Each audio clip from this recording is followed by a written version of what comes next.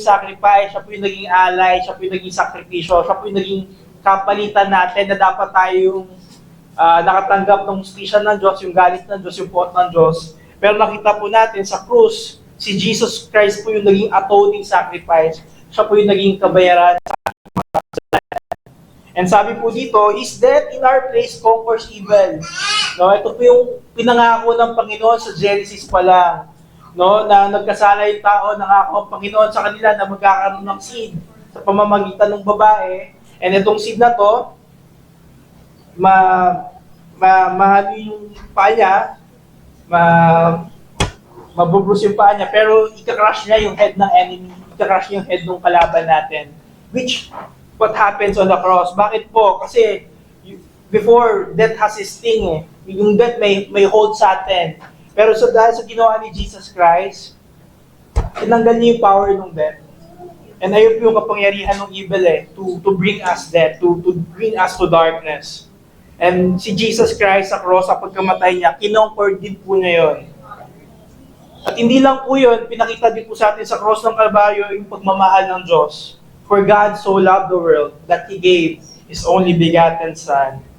Man mga kapatid, sa katotohanan na nakita natin sa krus ng Kalbaryo, ang magdudulot po nun is yung mga tao na cross-shaped life, yung mabuhay na hindi na para sa kanilang sarili. Sabi po ni Jesus, if we are to follow Him, we are to take our cross, deny ourselves, to follow Him. So ayun po yung na-produce ng gospel, ayun po yung na-produce nung nangyari po sa cross. And para sa ating supporting verse, Romans 5 verse 8. O, kabisado nyo na po ito, no? But God showed His love for us, and while we were still sinners, Christ died for us. Mga kapatid, tignan nyo po, no? Namatay pinakita ng Panginoon yung pagmamahal niya, hindi dahil okay ka na, hindi dahil you figure out everything, pupunta ka na sa church, but pinakita niyo pagmamahal while we're still sinner. Nung nagkakasala pa lang tayo, pinakita na ng Panginoon yung pagmamahal niya sa atin. So mga kapatid, before we even do anything for the Lord, He already loved us. He already showed His love for us in Christ Jesus. So mga kapatid, when we understand this, pupunta tayo dito sa church, hindi para ma-earn yung pagmamahal ng Panginoon, but to rejoice doon sa pagmamahal na ibinigay niya na sa atin. So mga kapatid, as we listen sa pakikinig natin sa salita ng Panginoon mamaya, we must listen na ito yung mensahe ng Panginoon, ito yung pagmamahal sa atin ng Panginoon na sa nagdaang linggo, wants to remind us of His love, of His care for His people, for His children. And ultimately, Christ being the center because it is Christ who died for our sin. Mga kapatid, may this truth, may this catechism help us yung puso natin na ma-motivate as we hear the Word of God this morning. So before we go to the Word, let's just go to our giving and let's just pray before we give. Our Heavenly Father, nagpapasalamat po kami ngayong umaga sa kalakasan na inyong ibinigay at pinagkaloob sa aming lahat. Lord, even sa aming pagbibigay, tulungan nyo kami na magbigay ng hindi napipilitan, ng hindi na parang kailangan pa kaming i-exhort. But Lord, may we be reminded, Father, na the reason we give because you first gave. Oh God, the reason na nagbibigay kami, Father God, because it's a reflection, Father God, of who you are. You are a generous God. You are a giving God. You are a God who provides everything that we need. And Lord, even yung mga bagay na meron po kami, katiwala lang po kami, we are steward, Lord. Even yung pera na ibibigay namin, Lord, it is from you. Sa inyo po galing lahat. So Father, may we learn to trust you, God, na sa lahat ng pagkakataon, sa lahat ng oras, kayo po yung mag-provide na aming mga pangangailangan. Patawarin niyo kami, Father, for the times na we think, Lord, na hindi kayo mag-provide. We think, Lord, na pag binigay namin yung mga pwede namin ibigay, baka hindi na kayo mag-provide para sa amin.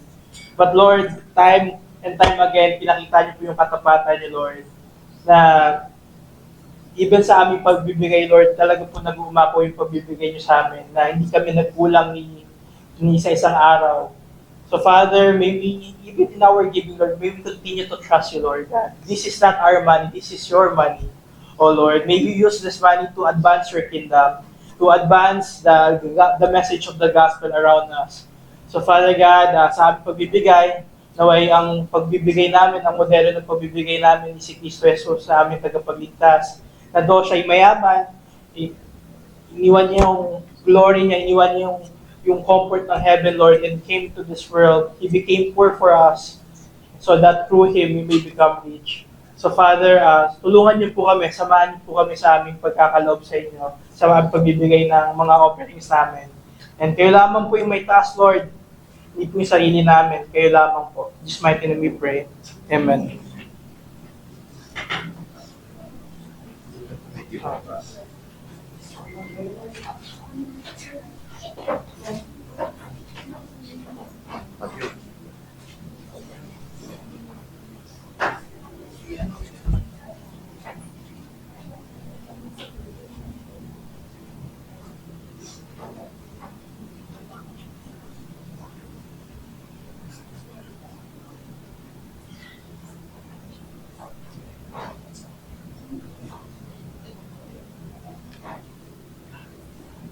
Good morning, saints and friends.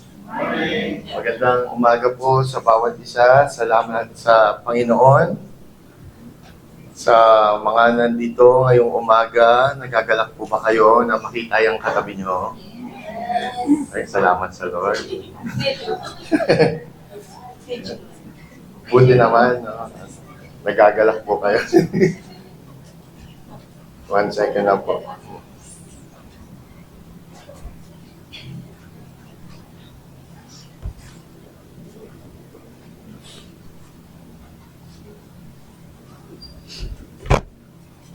Gumagana na yung wifi natin, Mark? Wala pa rin. Okay. Hindi tayo naka-live, no? Record na lang. Thank you. Nag-agahan po ba kayo? Ayun. Nakapagkape naman po? Buti naman. Hindi agad magugutom at aantokin. No, sige po, tayo po ay magpapasimula na sa ating pong pakikinig ng salita ng Panginoon.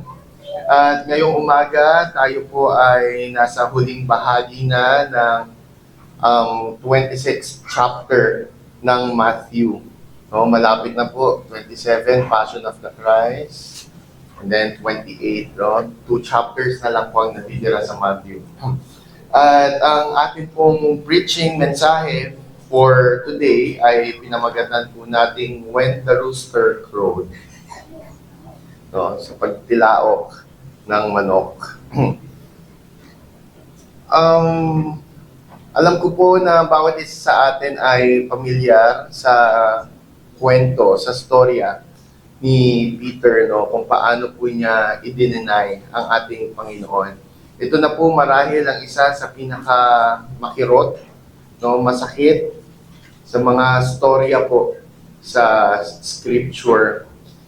Masakit po siya kasi si Peter, hindi po siya isang kontrabida. No, si Pedro po, hindi po siya hipokrito.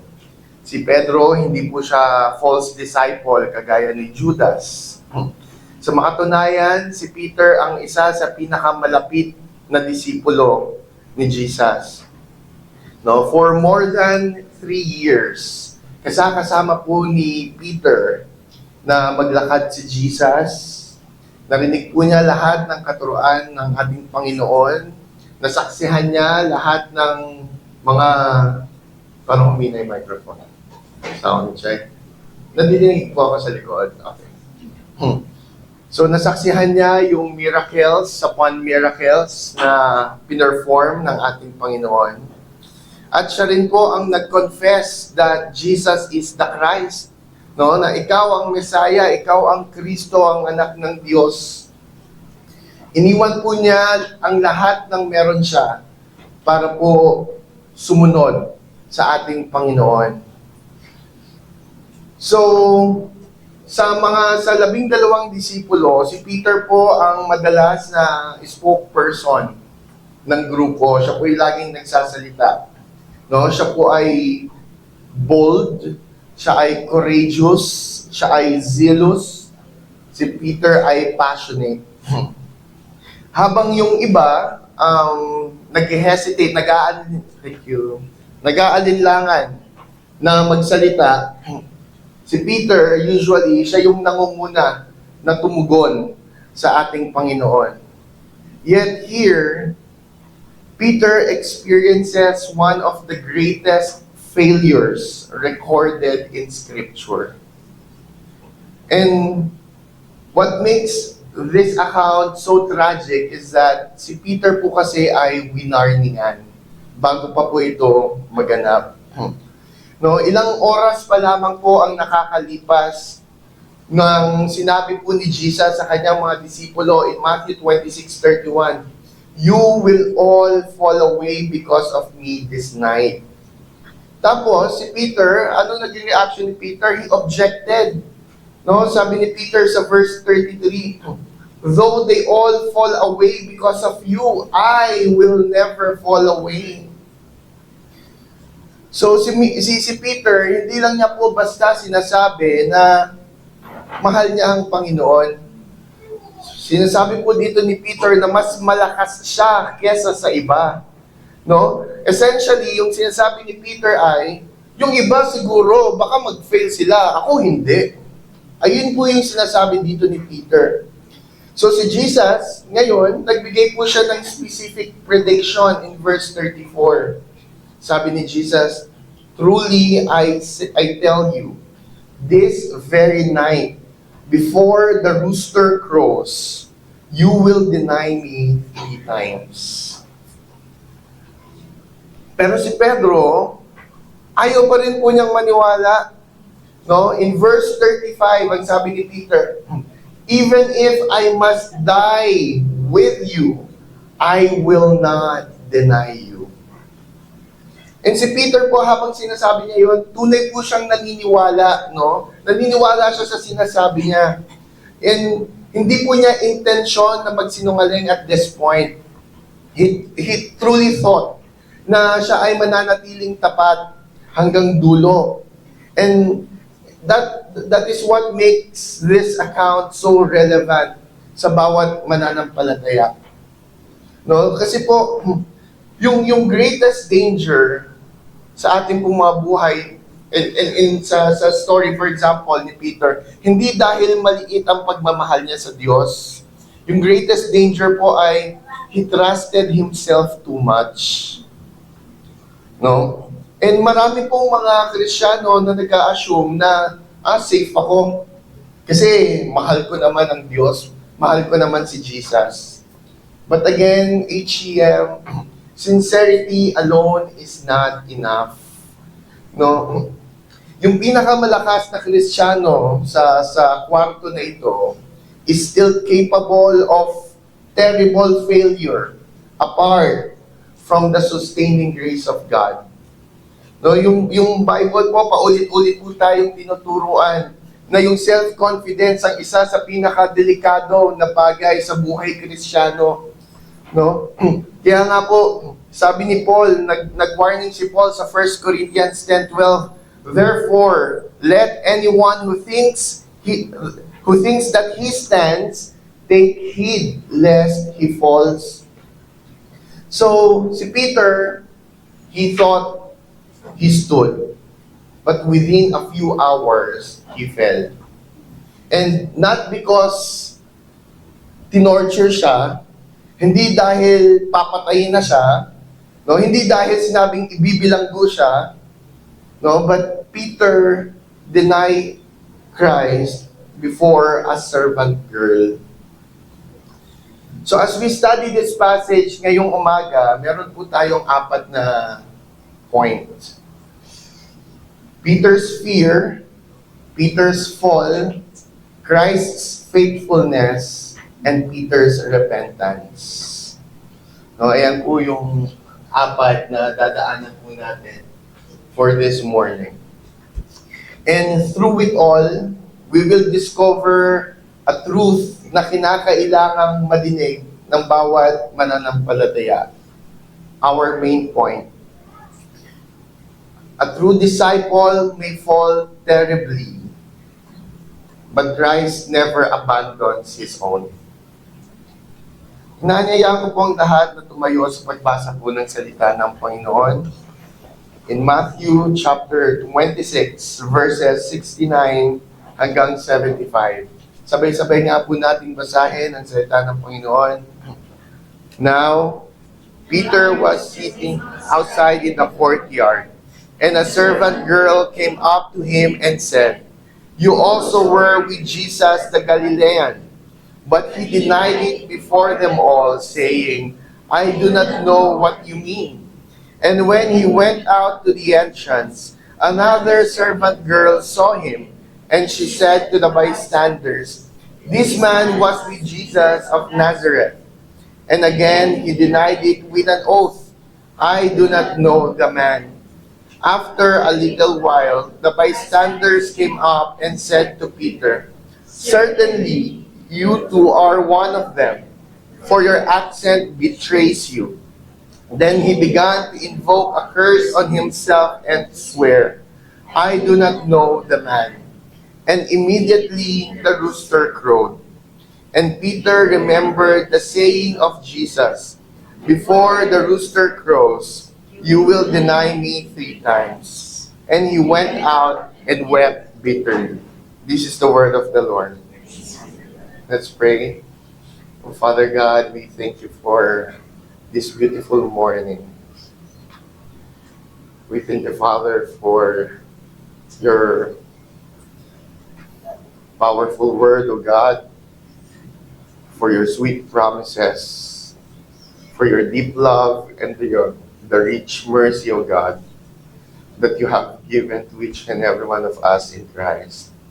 Father, we just ask that as we study and hear your message this morning, O God, we ask for the Holy Spirit's guidance, O Lord, for the Holy Spirit's wisdom to be in each and every one of us. Father, we want to know you, we want to know your word, we want to glorify you. And so, Father, we pray that as we listen to your word, may Christ be praised. Amen. Sige po, makakaupo na po ang bawat isa.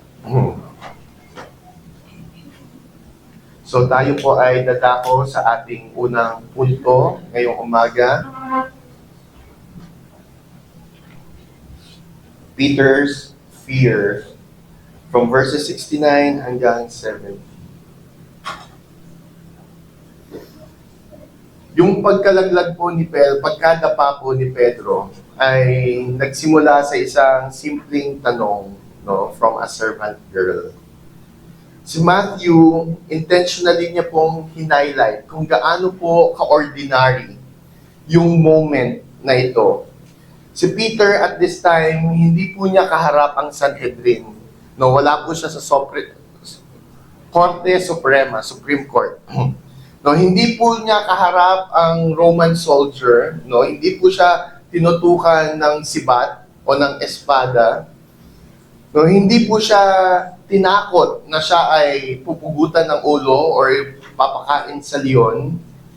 Siya po ay simpleng nakaupo lang sa bakuran, sa courtyard. And then, ngayon, merong servant girl na napansin si Peter.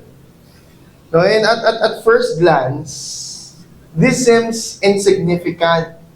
Pero, it really reveals kung ano po yung nasa loob ng puso ni Pedro. Kasi madalas po, yung greatest spiritual battle po natin ay nilalabanan po natin through ordinary moments. No, na doon po natin siya na-experience. No, marami pong mga mananampalataya na nag-iisip or nag-aakala na yung kanilang katapatan sa Panginoon ay mapapatunayan lamang through extraordinary circumstances. No? Na kapag tinutukan ka na ng baril o recant or die, akala natin doon mapapatunayan yung ating katapatan sa Panginoon. No? Kapag tinakot na tayo, na ikukulong tayo kapag nag-preach tayo ng gospel or through martyrdom.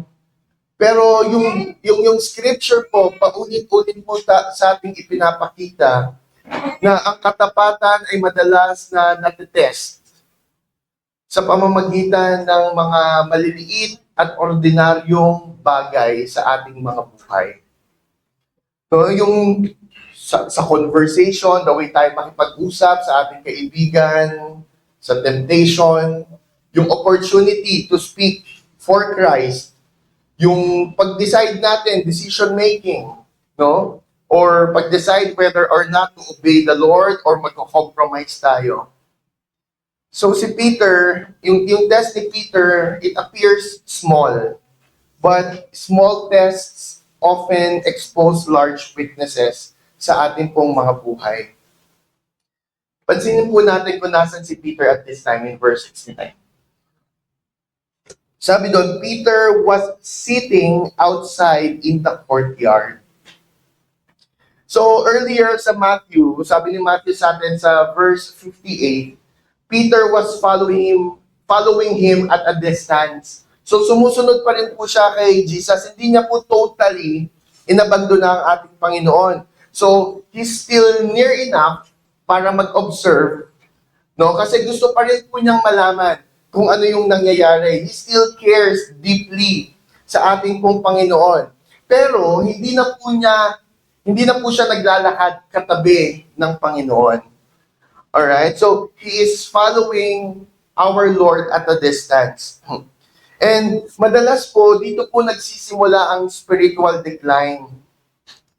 Very rare lang po na mararanasan ng isang mananampalataya na gumising siya isang umaga tapos nag-decide siya, i-deny ko si Jesus ngayon.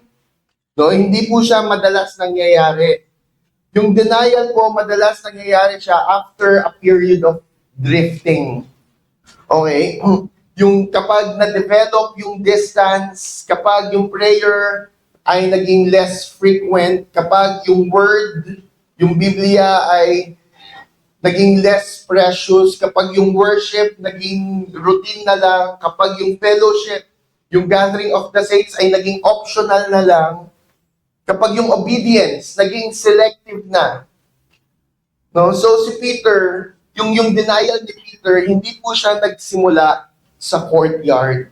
Nagsimula po siya ng mas maaga pa. Nagsimula po yung denial ni Peter nung mas pinagkatiwalaan niya yung sarili niyang lakas kesa yung mga warnings ni Jesus Christ. Nagsimula po ito nung nakipagtalo siya kay Jesus Christ na hindi daw siya madadapa, hindi siya mag-fail. No, nagsimula po ito nung instead na siya po ay nananalangin sa Gethsemane, siya po ay natutulog.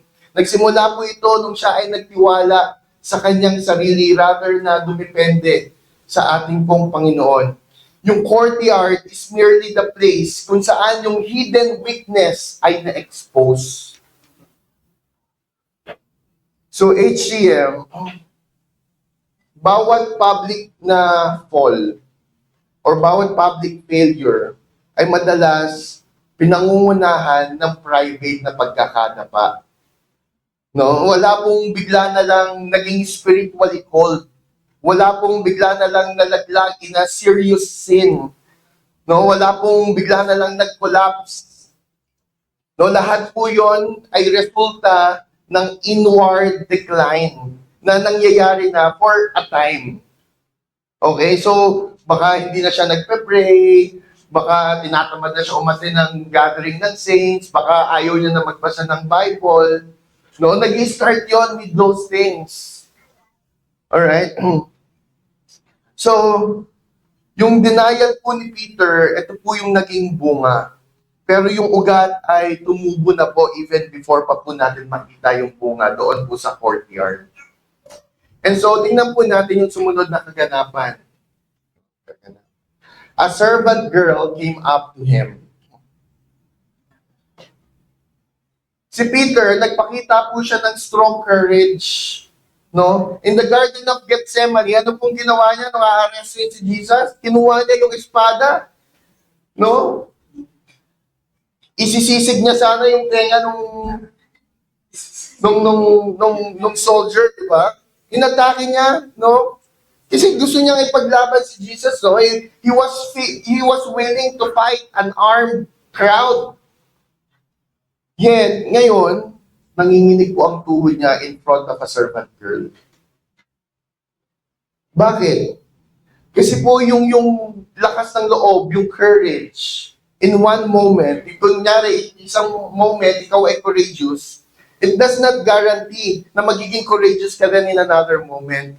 No, sometimes we imagine na yung kalakasang spiritual natin is something that we possess permanently. Na, lagi akong courageous, laging malakas ako spiritually. Pero yung tunay na kalakasan po ay nanggagaling kapag patuloy po tayong dumedepende sa Diyos. No, yung mga yung moment kapag nagsimula po tayong magtiwala or mag-rely sa ating pong mga sarili, we become vulnerable. And to add, yung courage po ni Peter at that time sa garden ay fueled ng kanyang self-confidence. Now, yung self-confidence na yon ay nagko-collapse na. No? At mapapansin po natin, sa loob ng building, si Jesus, nakatayo po siya before the powerful religious leaders in all Israel. Outside the building, si Peter nakatayo sa harap ng isang servant na babae. Si Jesus, nanatili po siyang faithful before the powerful people, but Peter falls before the weak. And eto, sa pamamagitan po ng contrast na ito na binigay po sa atin ni Matthew, sinadya po talagang pagtabihin to ni Matthew para makita po natin yung contrast between Peter and Jesus. Mauunawaan po natin kung bakit ang kaligtasan ay hindi pwedeng nakadepende sa ating kalakasan. Kasi kung si Peter, hindi niya kayang tumindig sa harap ng servant girl, paano pa niya ililigtas ang kanyang sarili? No, kung hindi kaya maging faithful ni Peter in that moment, paano pa niya i-earn ang favor ng Diyos? He cannot, and neither can we. So yung servant girl, sabi po sa kanya, you also were with Jesus the Galilean. Actually, ito pong sinabi ng servant girl, ano bang Tagalog servant girl? Ng babae, musmos na babae. Hindi naman po ito hostile accusation. Hindi naman po siya inaakusahan na, ikaw magnanakaw ka, ikaw mamamatay. Sinabi lang naman na, kasama ka din ni Jesus, the Galilean. Lang naman yung sinabi sa kanya. Hindi naman siya tinakot, hindi siya tinreten, hindi naman siya ininsulto. She simply identifies him. You were with Jesus. Kasi kasama mo si Jesus. That's all. In essence, yung sinasabi dito nung babae ay, di ba, isa ka sa mga followers ni Jesus from Nazareth? Ayun lang yung sinasabi niya. Ngayon si Peter, he now faces a simple choice. I-identify ba niya yung sarili niya with Jesus, or i-distant niya yung sarili niya from Jesus? Again, i-identify ba niya or lalayo siya? And yung same choice na yun, it confronts all of us today, every single day. Perhaps not exactly kung paano yung kagaya na kay Peter, but in principle, the choice remains. I-identify ba natin yung sarili natin with Christ when it costs us something? Will we identify with Christ kapag minamak na yung biblical truth? Will we identify with Christ kapag yung obedience naging inconvenient na? No, will we identify with Christ kapag yung faithfulness natin, it threatens yung reputation natin? No, yung mundo, it continually asks the question, are you with Jesus? And bawat isa po sa atin ay kinakailangan tumugon. Sa bawat moment po ng buhay natin in our ordinary lives, we always face this question, are you with Jesus? No, and in verse 70, it says there, but he denied it before them all. In-emphasize po dito ni Matthew na yung denial po ni Peter was public. He denied it before them all. No? Ibig sabihin, meron pong ibang mga nakikinig. Ibig sabihin, merong ibang mga nagmamatyag. So ngayon, yung fear of man, has now entered the story, has now entered the picture. So si Peter, mas concerned na siya ngayon kung ano yung iisipin ng iba. Concerned na siya ngayon kung ano yung possibly mangyari kapag he identified as one of the disciples of our Lord. No?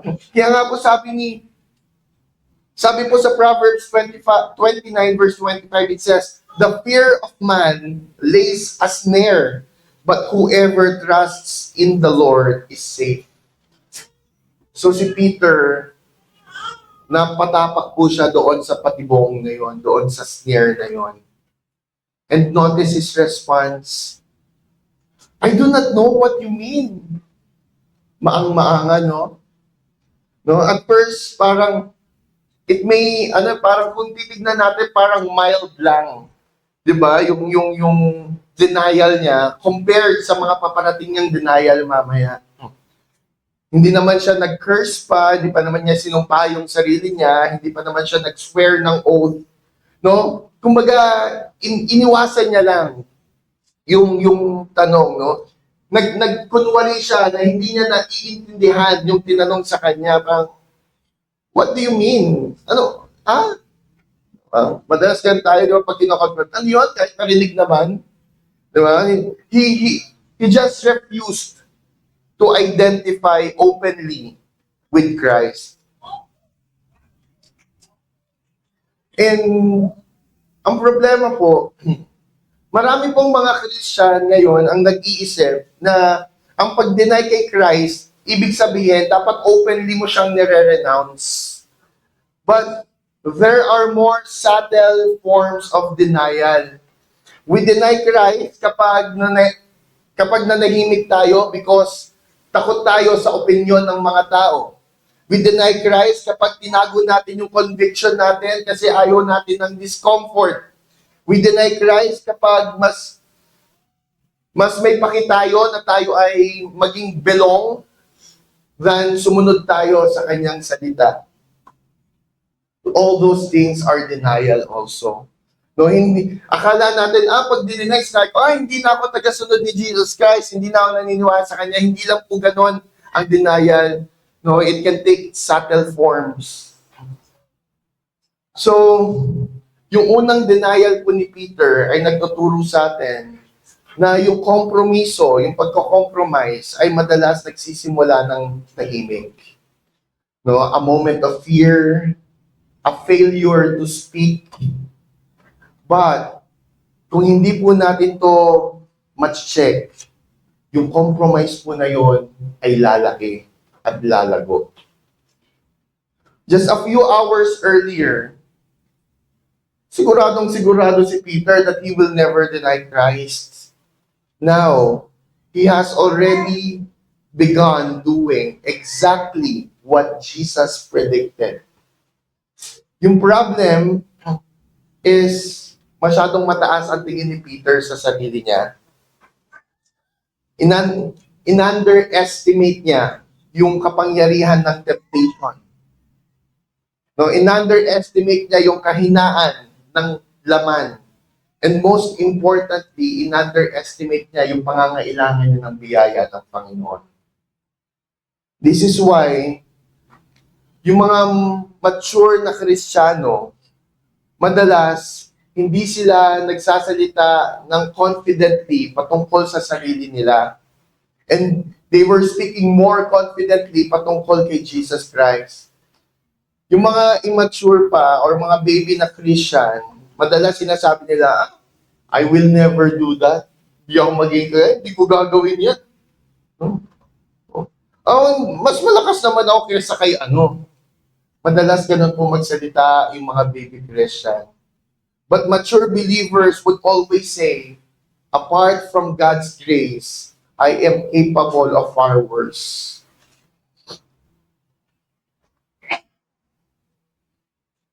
So, mapapansin po natin na the longer we walk with Christ, the more we become aware na kinakailangan nating dumepende sa Kanya. At si Pedro po, natututunan po yung lesson na yon the hard way. Itong disipulo na po na to ay naniwala na mas malakas siya sa ibang mga disipulo, pero ngayon, na-discover po niya na he is not nearly as strong as he imagined. No, so HCM, this is a lesson every Christian must learn. Yung daan patungo sa spiritual failure ay madalas nagsisimula sa self-confidence. Tiwala sa sarili, kumpiyansa sa sarili. Pero po yung daan patungo sa perseverance ay nagsisimula sa humble dependence kay Kristo. Kapag tayo ay mababang loob na dumedepende sa biyaya at habag ng ating Diyos sa pang-araw-araw in every moment of our lives.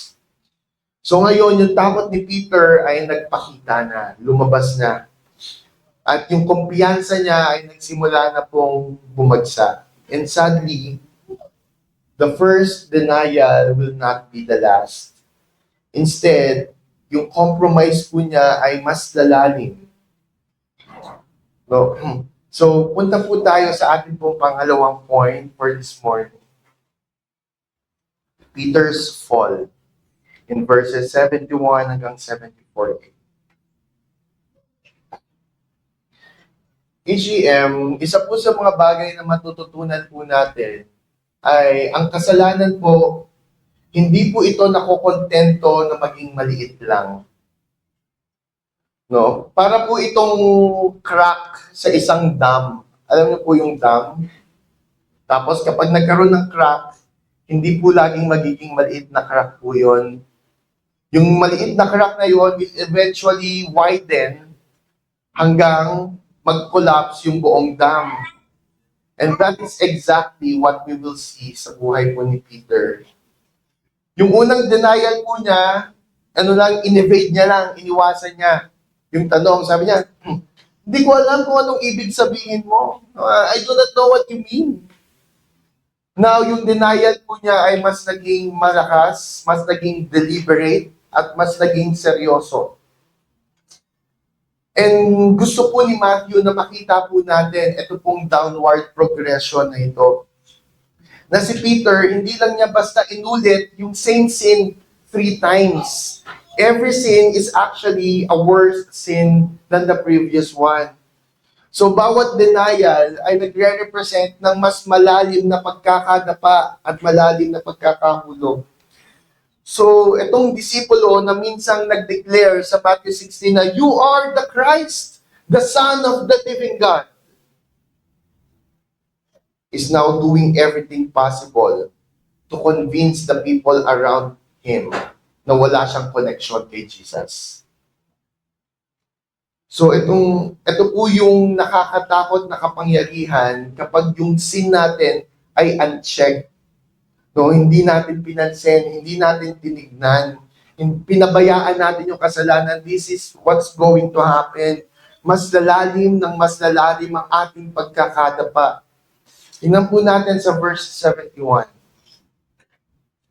And when he went out to the entrance, so apparently si Peter nag-relocate, umalis siya doon. No? Perhaps gusto niyang maiwasan yung atensyon. Perhaps akala niya na kapag umalis siya at umalis siya doon sa crowd, it will solve the problem. But HCM, geography will not solve the problem. No, bakit? Yung kahit na mag-change ka ng location, hindi to mababago yung kondisyon. Hindi to ma-change yung kondisyon ng ating mga puso. No, marami pong mga Marami pong mga tao na nagsusubok na iwasan ang temptation this way. No? Yung focus nila ay external circumstances lang. Akala nila, kapag umalis ako dito sa bahay, mawawala na tong temptation na to. Kapag nagpalit ako ng trabaho, wala na tong temptation na to. Kapag nag-asawa ako, wala na tong temptation na to. Kapag iniwasan ko itong mga gantong uri ng tao, wala na tong temptation na to. While there are wisdom, in changing circumstances, but the deeper issue here is the condition of the heart. So if the issue is something inside of you, kahit nasaan ka, hahabulin ka nito. So si Peter, lumipat siya ng ibang area. Diba? Ibang area, pero nandun pa rin siya sa courtyard. Pero sinundan po siya ng problema. Bakit? Kasi po yung problema wala sa outside. Yung problema po niya, nasa inside, nasa kanyang puso. Yung takot po ang kumokontrol sa kanya. And fear, malagi po itong may kaparaanan na habulin tayo.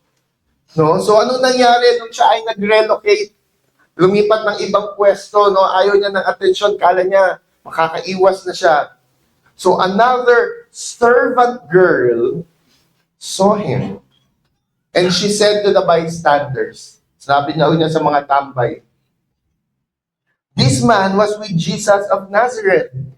Again, yung accusation is so simple. Walang threat, na binigay. And again, si Peter, binigyan ng pagkakataon to identify with Jesus. He was given an opportunity to identify with Jesus. But this time, yung response po niya, mas nag-intensify pa. Verse 72. And again, he denied it with an oath. Yung oath po, ito po ay isang solemn declaration intended to reinforce the truthfulness of your statement.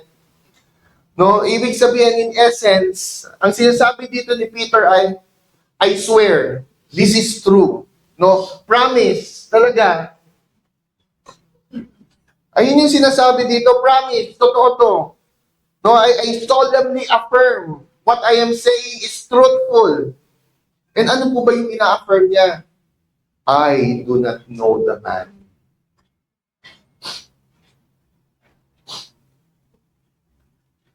So yung language po na ginamit po dito ni Peter is even more painful. Si Peter ngayon, hindi lang niya basta dinedenay na siya ay disipulo ng Panginoon. He speaks of Jesus as though he were a stranger. Sabi niya, I do not know the man. Hindi ko siya kilala. Can you imagine hearing those words after all Peter had experienced? Naglakad siya sa tubig patungo kay Jesus.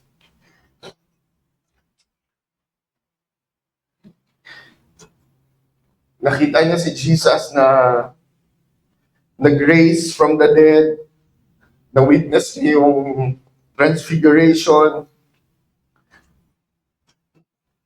Kinonfess niya si Jesus as Lord. Yet now, nagdahil sa takot, he speaks as though Jesus means nothing to him.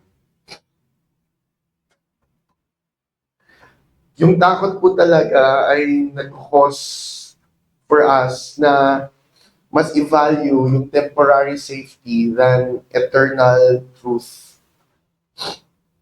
Madalas kapag tayo po ay may takot sa puso natin, nagsasabi tayo ng mga bagay na we never imagined we would say. Madalas kapag po tayo ay may takot, binibetray natin yung conviction natin na we thought was immovable. This is why ang scripture, paulit-ulit po tayong inuutusan, pinapaalalahanan na tayong mga believers, hindi lang po dapat tayo courageous. Dapat po tayo ay nakadepende at nagtitiwala sa Diyos. Isa po sa mga famous na verses patungkol sa be strong and courageous, be strong and courageous, be strong and courageous. Saan po yung makita? Sa Joshua. Pero po ang Diyos, bago po sinabihan si Joshua na be strong and courageous, sinabi po muna ng Diyos kay Joshua, I am with you.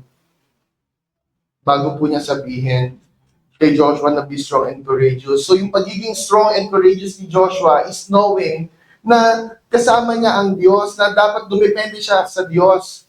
No, yung pagiging strong natin and courageous natin, hindi po yun something na dapat hinahanap natin from inside of us. Yung pagiging strong and courageous natin is dapat nakadepende tayo. Maging malakas tayo at courageous kasi kasama natin ang Diyos, nakadepende tayo sa Diyos, tutulungan tayo ng Diyos. Kaya po, makikita po natin that at this point, mga kapatid, matututunan natin na yung kasalanan, nagpo-progress po yan.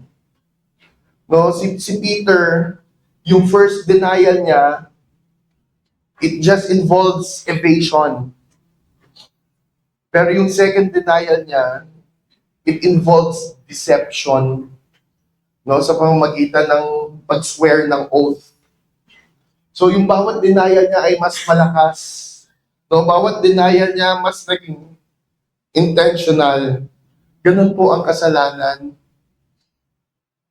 No, sabi po ni James, sabi sa James 1:15, desire, when it has conceived, gives birth to sin. And sin, when it is fully grown, brings forth death. Ibig sabihin po dito ay yung sin, nag-grow po yan kapag inalagaan. Nagde-develop po yan. Nag-mature po yan kapag hindi po pinatay. No, it's very rare na yung isang tao, nagsimula siya doon na agad siya sa final stage ng rebellion niya against God. Madalas ito po ay naghuhugat. No, it's a process from a small unchecked sin, a small compromise, a little a silence, no? Madalas doon po siya nagsisimula. No, neglected prayer life, tolerated temptation, hidden compromise, secret resentment, pride, unchecked pride. And over time, ito pong mga bagay na to ay lumalago at mas nagiging malakas. And so si Peter, nararanasan po niya yung progression na yon in real time. Only minutes earlier, dinenay niya si Jesus with hesitation.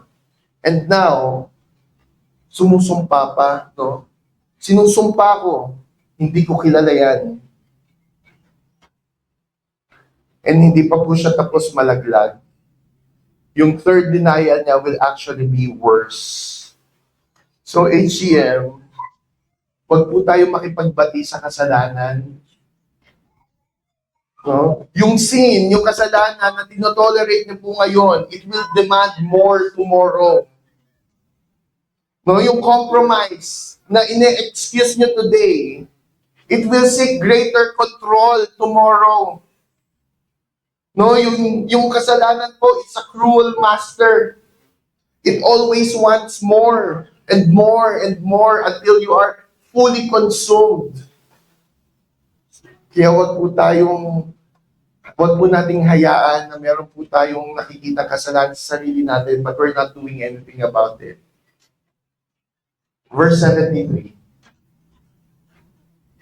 After a little while, the bystanders came up and said to Peter, certainly, you too are one of them, for your accent betrays you.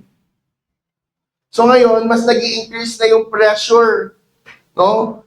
Hindi na ito one servant girl. Now, marami ng tao ang nagsasalita. Yung crowd, nagsimula na silang makolek-kolek yung mga ebidensya. No? Yung accent ni Peter, yung Galilean accent niya, in-expose siya. So, kung sinusubukan nyo pong imagine kung paano yun, isipin nyo po, kapag po galing sa Cebu, tapos pumunta sa Manila at nagtagalog, ganun po yung accent na meron sila. No, parang sinasabi niya, ay, hindi ako Cebuano in a Tagalog, pero Cebuano accent na gets po. So, ganun po yung sinasabi po dito. So, now, nagiging mahirap na sa kanya mag-blend in. Kasi nga, yung pananalita niya, it reveals kung saan siya nanggaling, na siya ay from Galilee. So, si Peter, sinusubukan niyang itago yung identity niya as a disciple. Pero, yung pananalita niya ay ine-expose siya. No, in a sense, hindi niya completely makonceal kung sino talaga siya. Right? Yung association niya with Jesus is becoming difficult to hide. Yet, instead of confessing Christ, he doubles down. No, sabi ni Matthew, then he began to invoke a curse on himself and to swear. This is the lowest point. Si Peter, sinumpa niya yung sarili. Tumawag siya ng judgment upon himself. No, para it's his way to convince others. No, di ba ganito din yung ibang mga tao, mamatay man ako. Di ba? Ganun, you're invoking curse upon yourself. No, mamatay man ako, hindi akong gumawa niyan. Di ba? It's our way to convince people na totoo yung sinasabi natin. And so, ganun yung ginawa ni Peter. He invoked a curse on himself and to swear. No, curse upon curse. No, yung nag-pile up na yung oath. Anything na necessary para i-convince yung mga tao sa mga sinasabi niya at paniwalaan siya. And then he says again, I do not know the man. 3 times. Exactly as Jesus predicted. Yung disipulo na nangako na mamamatay siya para kay Kristo, now publicly denies Him.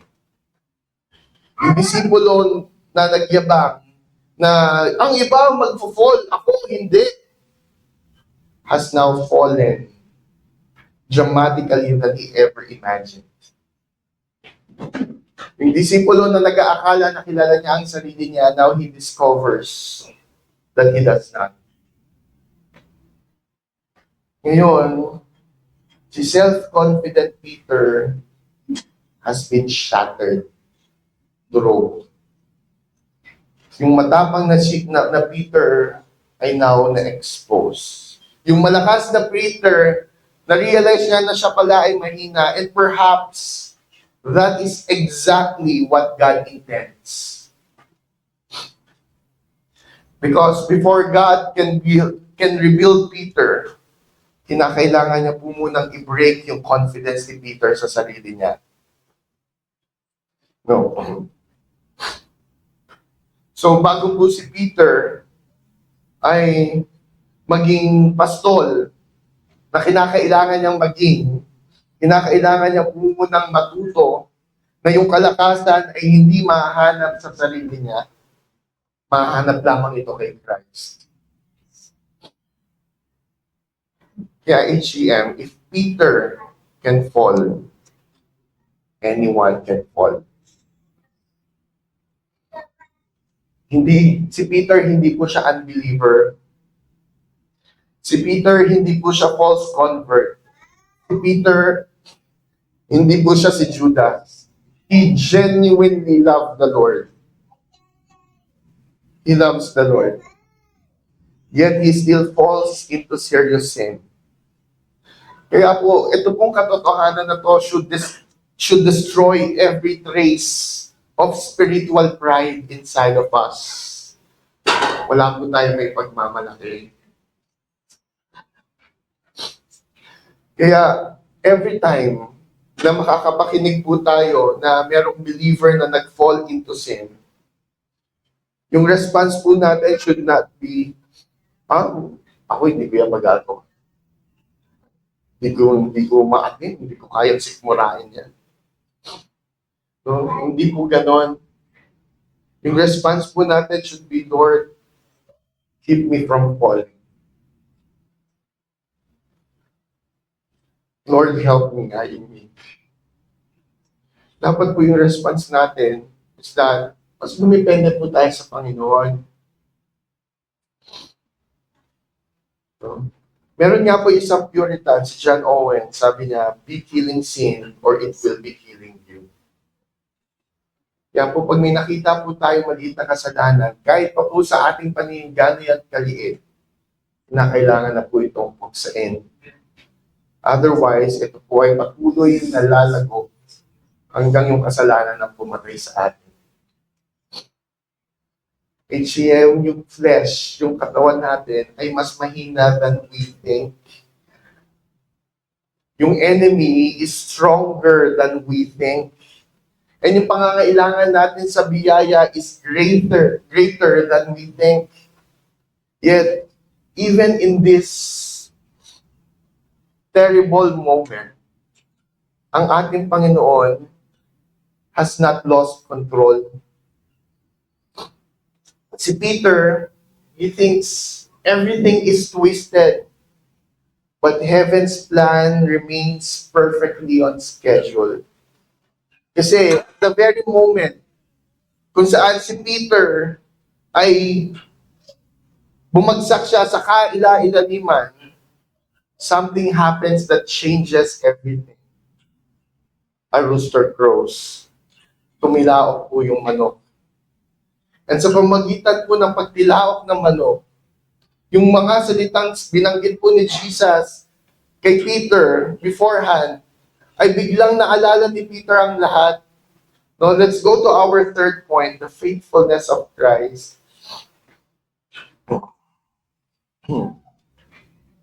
Ang isa po sa mga pinakamahalagang tunog dito po sa passage na to ay hindi po yung denial ni Peter. Hindi po yung accusation ng mga servant girl.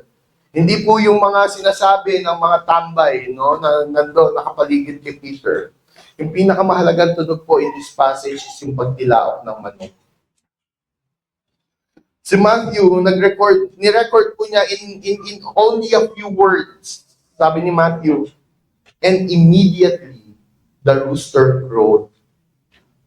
No, hindi po ito basta lang na yung yung manok, tumilaok para sabihin na, oh, umaga na, gising na. No, yung tunog, yung pagtilaok po ng manok is yung tunog po ng salita ni Jesus being fulfilled. No, this is the sound of divine prophecy proving true. No, this is the sound of heaven reminding Peter that Jesus knew exactly what would happen. No, it's a reminder to Peter. No, only a few hours earlier, di ba sabi ni Jesus sa verse 34, truly I tell you, this very night, before the rooster crows, you will deny me 3 times. And at that time, ayaw maniwala ni Peter, no, kay Jesus. So si Peter, mas pinagkatiwalaan niya yung sarili niyang assessment ng kanyang sarili. No? And sabi ni Jesus sa kanya, you will deny me. Sabi ni Peter, hindi, I will not. Now, yung manok na po ang nagsettle ng matter. Jesus was right. Peter was wrong. And HCM, that's always the case whenever yung salita ng Diyos at yung opinion natin ay nagkokulay. Jesus is never wrong. No? Christ never misunderstands. What He says always comes to pass. Yung pagtilaok po ng manok is a testimony to the absolute reliability ng salita ng Panginoon. No?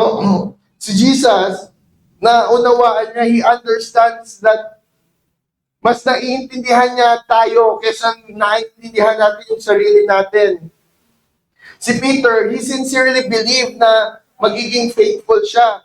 No, he genuinely thought that he possessed greater strength than he actually did. Pero si Jesus, nakita niya kay Peter yung hindi makita ni Peter sa sarili niya. Nakita ni Jesus yung fear. Nakita ni Jesus yung weakness. Nakita ni Jesus yung coming failure. And yet, He loved Peter anyway. No, Christ knows every weakness you possess. He knows every temptation you face. He knows every struggle hidden from everyone else. He knows every sinful tendency that still remains within you, and yet He loves His people completely. There's nothing about Peter's denial surprise Jesus. Wala pong nakapag-caught off guard sa kanya. Wala pong nakapag-force kay Jesus na i-alter na lang yung plans niya. Bago pa man po i-deny ni Peter si Jesus, Jesus already knew that Peter would deny Him.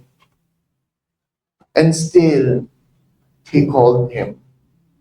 And still, tinuruan pa rin niya si Peter. And still, may inibig pa rin niya si Peter. And still, hinugasan pa rin niya yung paa ni Peter. And still, sinama pa rin niya si Peter to be one of his disciples. And still, he was preparing to die for him. Yeah, HCM, ang ebanghelyo po ay hindi po nakabase kay Jesus, tapos na-discover niya na, worthy naman pala.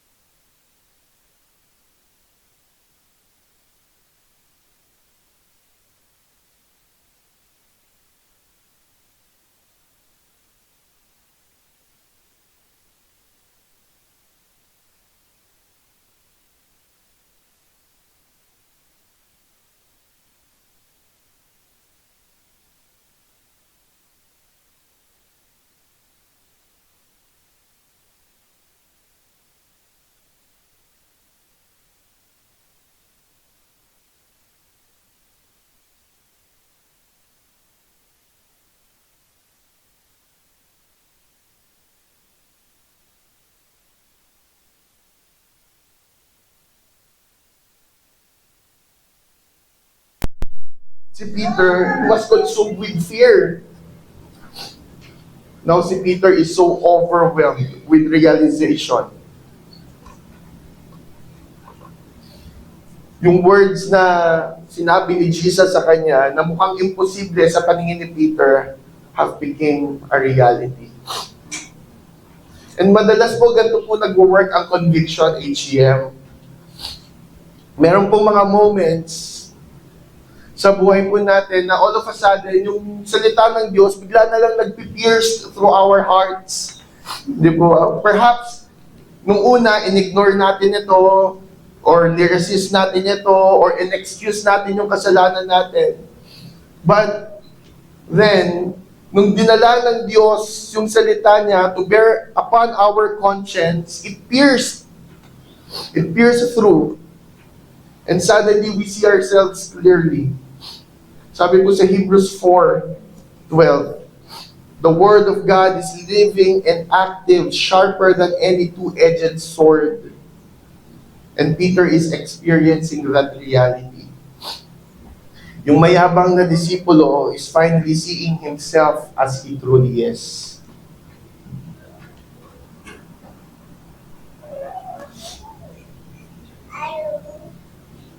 Nag-wonder po ba kayo kung bakit kinakailangan pa sabihin ni Jesus kay Peter that he would fail?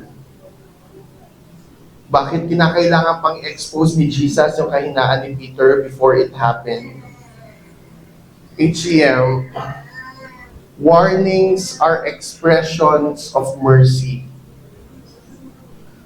Si Jesus, hindi po niya pinredict yung pag-fall ni Peter para po ipahiya si Peter. Hindi niya po in-expose yung weakness ni Peter para pagtawanan siya. He exposed it so that he can prepare for it.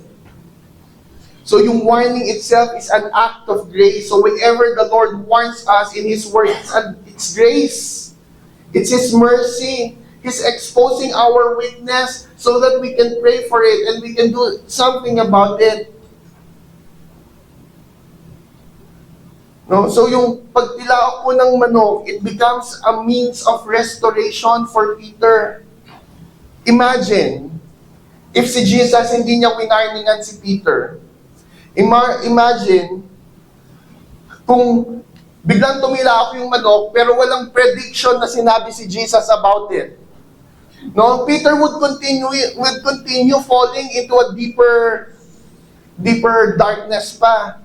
No, kasi pag tumilaok yung manok, wala siyang maaalala. Ano maaalala niya? There's nothing. But because Jesus predicted it exactly and warned Peter, nung tumilaok yung manok, Peter remembered everything. No, kumbaga yung pagtilaok nun, naging divine alarm clock siya para kay Peter. Yung warning na unang na ini-ignore ni Peter before is naging instrument din mismo ng Panginoon upang i-confront yung kanyang kasalanan. At hindi po ba madalas ganun din po ginagawa ng Diyos sa atin? Sa pamamagitan ng Scripture, He would warn us. No, warningan tayo ng Diyos against pride, against temptation, against worldliness, against unbelief. And madalas, ini-ignore po natin yung warning na yon. Yet even then, madalas ang God, nire-remind sa atin yung mga words na yon. No, kapag nag-fail tayo, and now, yung words na yon has become the instrument para ma-restore tayo. So, the same truth that warns us before we sin often restores us after we sin. No, ganun po ka-merciful ang ating Panginoon. Ganun po siya ka-gracious. So, even in Peter's darkest moment, ang ating Panginoon ay patuloy po siyang pinupursue. Kaya po yung pagtilaok po ng manok, hindi lang po siya reminder ng failure ni Peter. It is actually the first step of his restoration. Because through the rooster's crow, nagising po ang kanyang konsensya and he remembered the words of the Lord.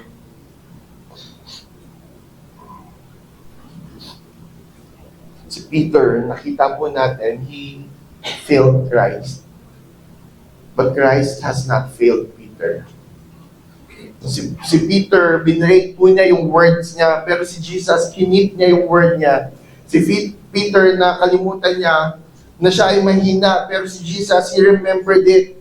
Si Peter, he proves unreliable. And Jesus proved trustworthy.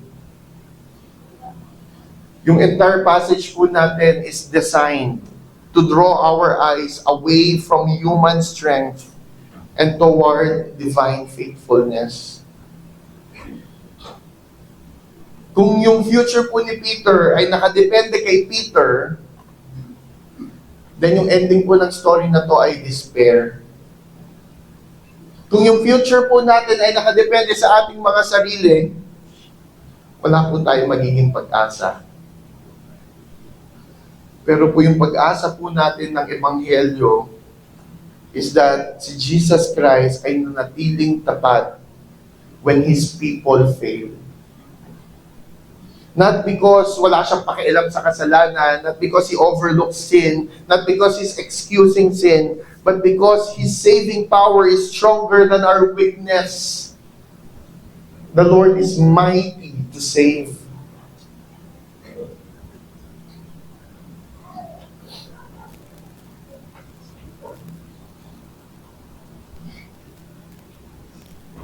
Ang pagtilaok po ng manok ay pruweba. Ng salita po ng ating tagapagligtas ay totoo at hindi magfe-fail. And because His word has not failed, neither will His purposes for Peter. Yung confidence ng disipulo na to na nag-shatter,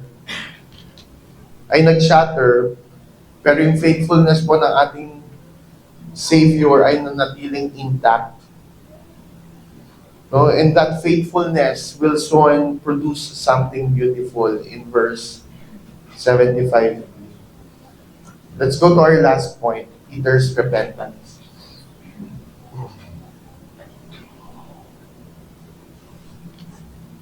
Si Matthew, hindi po niya sa atin sinabi kung ano pong iniisip ni Peter at this time. Hindi po siya nagbigay ng detailed account about it. No, ng ano yung emotion ni Peter at that time. Instead, with simplicity, sinabi lang niya, and he went out and wept bitterly.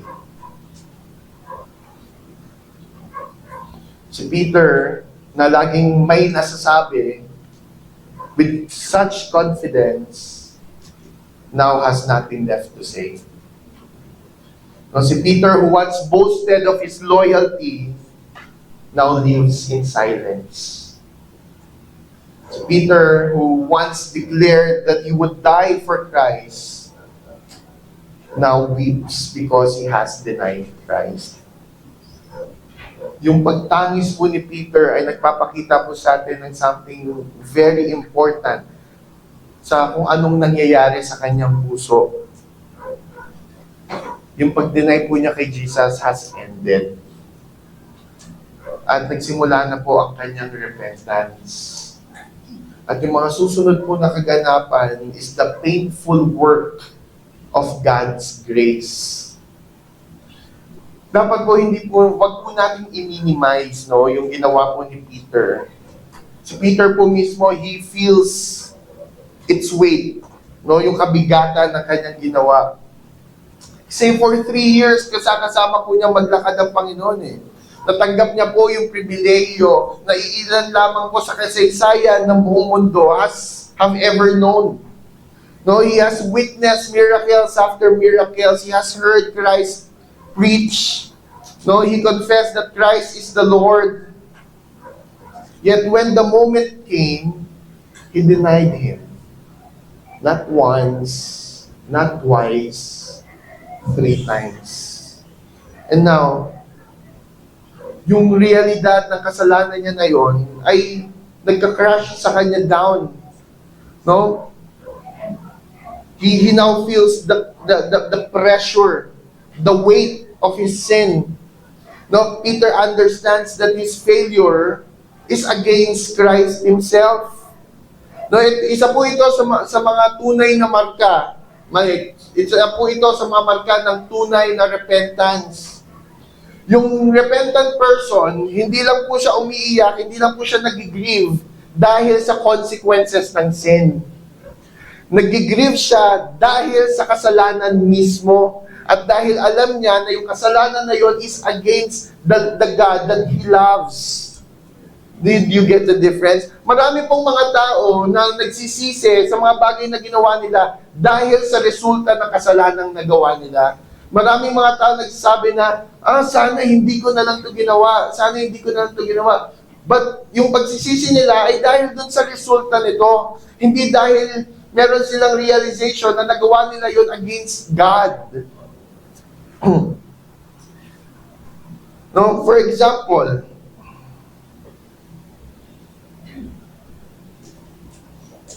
si David, in-express po niya tong reality na to in Psalm chapter 51.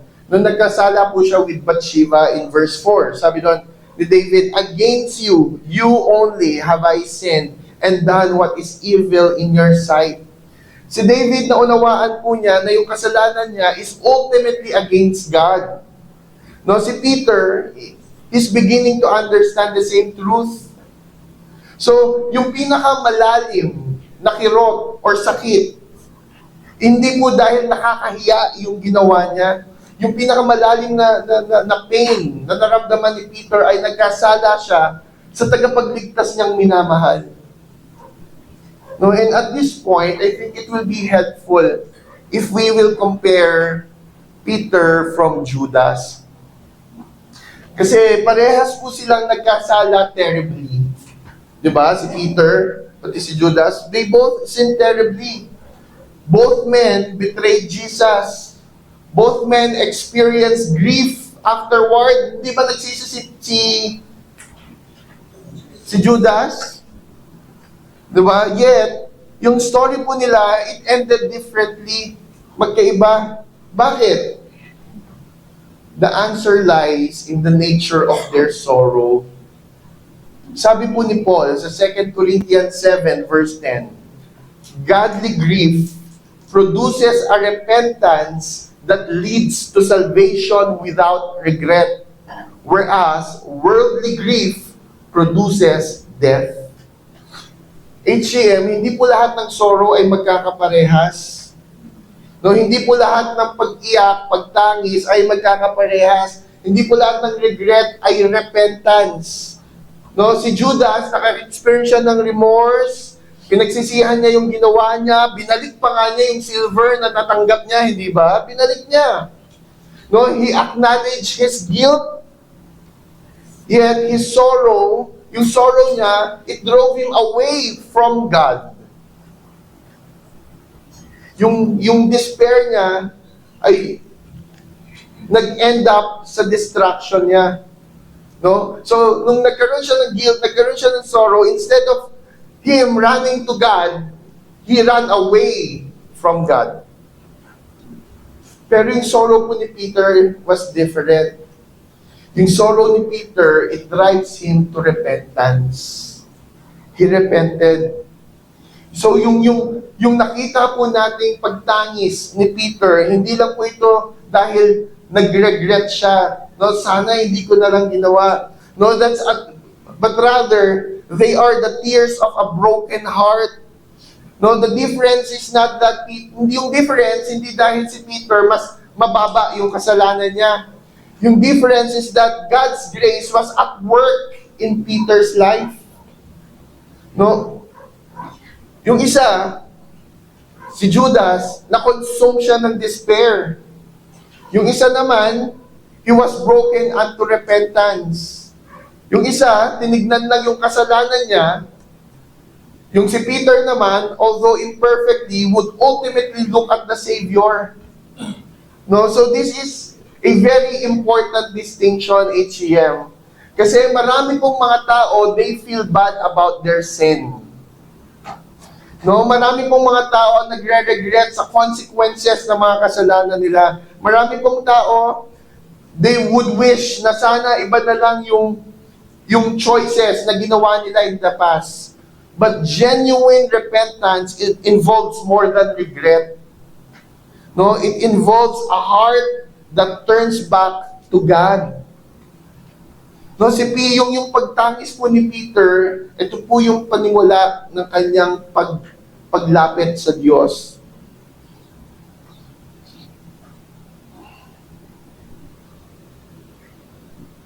So, si Peter po, yes, seryoso po yung nagawa niyang kasalanan.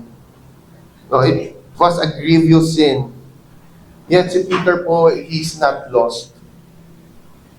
Si Peter, he is not abandoned. Si Peter, he is not beyond recovery. Why? Kasi po yung mga tunay na mananampalataya, we are preserved by God's grace. Preserved po tayo ng biyaya ng Panginoon. Tayo po ay nagpe-persevere, HCM, tayo po ay nagpapatuloy dahil lamang sa biyaya ng Diyos. Yung ultimate reason kung bakit si Peter ay nagsisi at bumalik, hindi dahil mas malakas siya kay Judas. No, hindi dahil mas malaki yung kasalanan ni Judas kaysa sa kanya. The ultimate reason kung bakit bumalik si Peter is because Jesus has determined to keep him. In the parallel account in Luke chapter 22, sabi ni Jesus kay Peter, Simon, Simon, behold, Satan demanded to have you, that he might sift you like wheat, but I have prayed for you, that your faith may not fail. Hindi sinabi ni Jesus na never mag-i-stumble si Peter.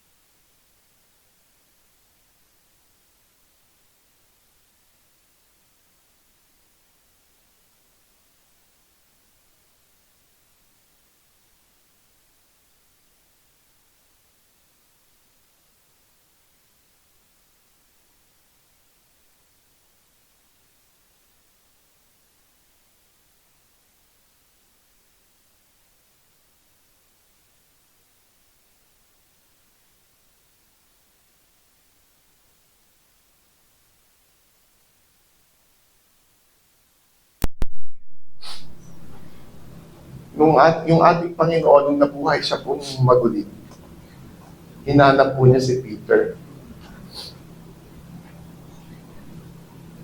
Kinurso po ng shepherd yung naliligaw na tupa. Yung dininay po ni Peter 3 times will lovingly restore him. That's why later in John chapter 21, Jesus will ask Peter 3 times, "Do you love me?"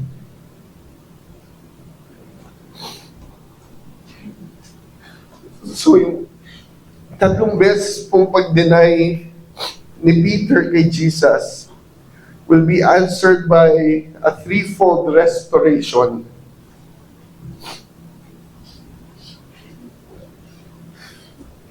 Kaya po yung disipulo na nadapa will stand again. Kaya po yung disipulo na nag-deny kay Jesus will preach Christ again. That's why the disciple who trembled before a servant girl will one day stand before the rulers and proclaim the gospel without fear. Not because Peter becomes naturally strong and courageous. Not because Peter discovers hidden strength within himself, but because the grace of our Lord Jesus Christ transforms him. And that same grace continues to transform believers today. HEM. There's no failure is beyond Christ's power to redeem. Wala pong repentant na sinner ang beyond sa habag ng ating Panginoon.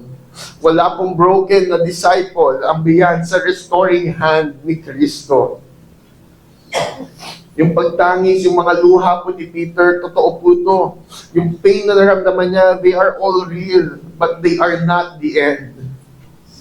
They are the beginning of the beautiful work of restoration that only the grace of God can accomplish.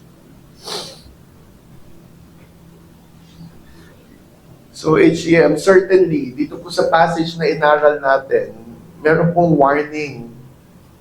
Kinakailangan po natin indeed na matuto sa failure ni Peter. Kinakailangan maging aware po tayo sa self-confidence natin.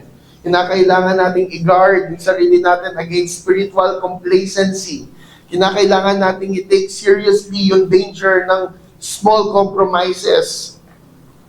But the ultimate focus po ng narrative ni Matthew is hindi po yung failure ni Peter, but the faithfulness of our Lord.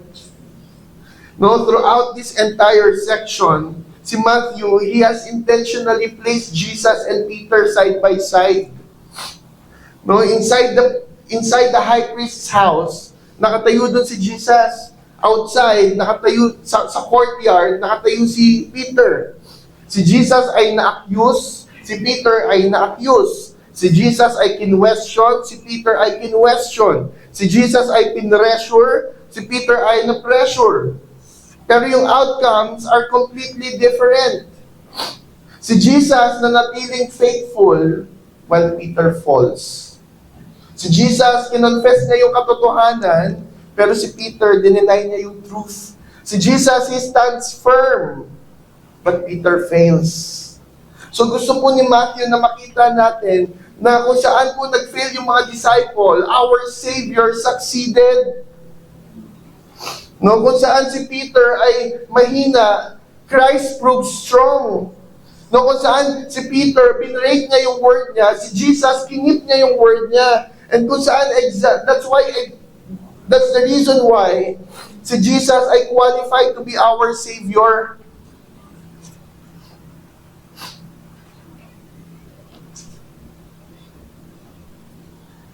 Alam niyo po, kung si Jesus ay nag-fail, kung paano po nag-fail si Peter, there would be no gospel. There would be no good news. Kung si Jesus, dinenay niya yung katotohanan under pressure, there would be no salvation. If si Jesus, inabandon na niya na lang yung mission niya, wala pong pag-asa sa ating mga makasalanan.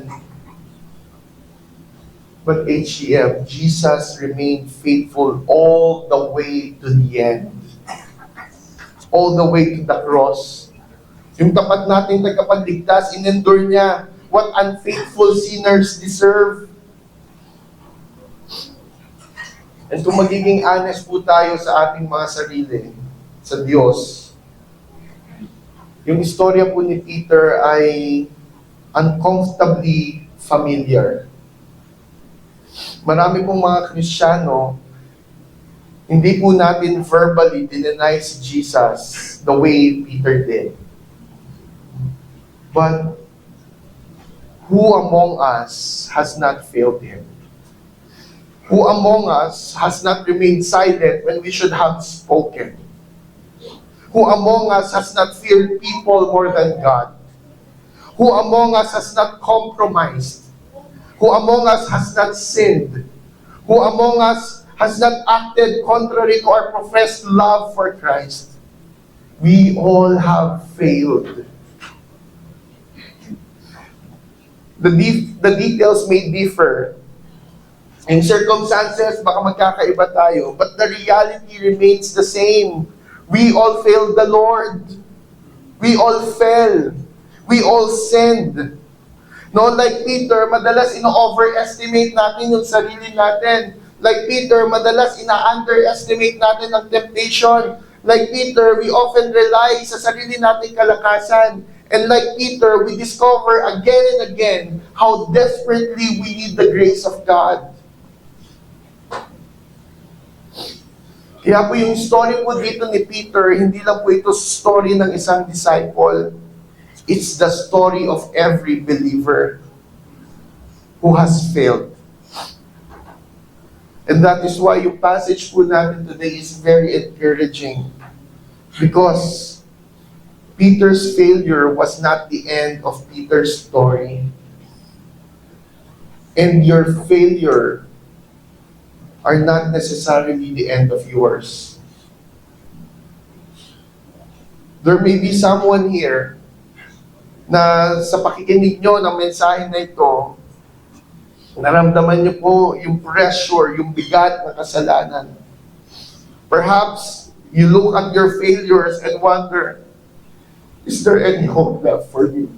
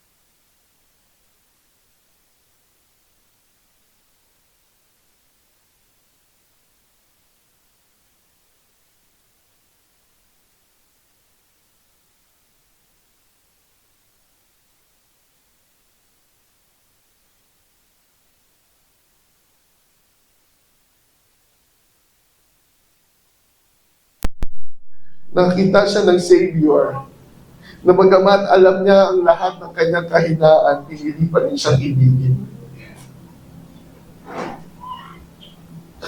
So before Peter ever looked back to Christ in repentance, Christ first looked upon Peter in mercy. Kaya po kung yung salvation ay nakadepende po sa atin, we would have been lost long time ago. But praise be to God that salvation belongs to the Lord. Ang ating pong Panginoon, hindi lang po niya tayo iniligtas. He keeps us. He preserves us. He restores us. What a comfort this truth is for the weary Christians.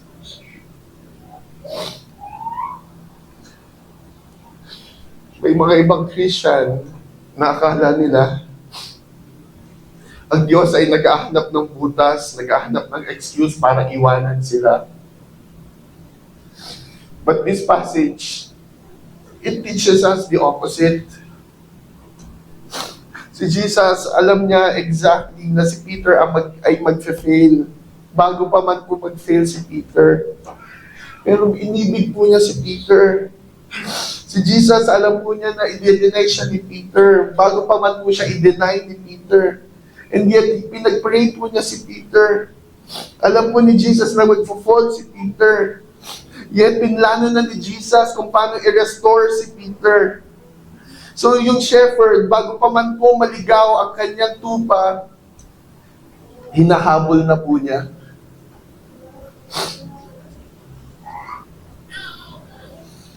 Si Jesus, hindi po siya pumunta sa krus ng Kalbaryo para sa mga tapat na tao. Pumunta po siya sa krus ng Kalbaryo para sa mga nagfa-fail na tao. He went for Peters. He went for people who stumble. He went for people who break promises. He went for people who discovers the painful reality of their own weakness. Kaya po sinabi ni Paul sa Romans 5:8, but God shows His love for us that while we were still yet sinners, Christ died for us. Hindi po matapos nung tayo ay worthy na. Hindi po nung tayo ay napatunayan ng faithful. Hindi po nung naayos na natin ang ating buhay at nalinis na natin ang ating puso. Si Jesus ay namatay sa atin nung tayo ay makasalanan pa. May that truth sink in sa ating mga puso.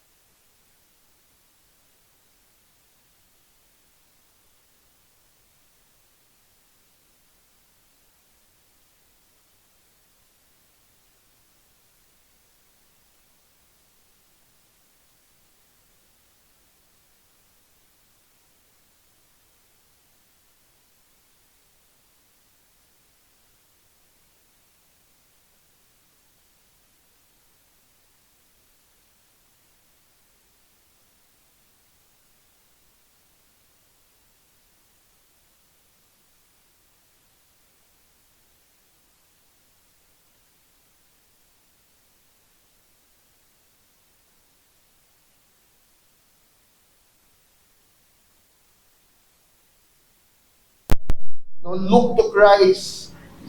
He said the same Savior who restored Peter still restores sinners today. No, the mercy is greater than, His mercy is greater than your failure. His grace is greater than your shame. His blood is sufficient for your sin. And to every believer, hayaan po natin na yung passage na to ay magdala ng humility at confidence sa ating pong mga puso. Humility because we see ourselves in Peter. Confidence because we see our Savior in Jesus. Yung pag-asa po natin is not that we will never stumble. Our hope is that Christ never fails. And because He is faithful, His people will ultimately be kept until the end. We may stumble, yes. We may fall, yes. We may weep bitterly, yes. But we will never be abandoned. For the faithful shepherd who predicted Peter's fall also secured Peter's restoration. And the faithful shepherd who kept Peter will keep all those who belong to him. May Christ be praised. Let us pray. Father, we so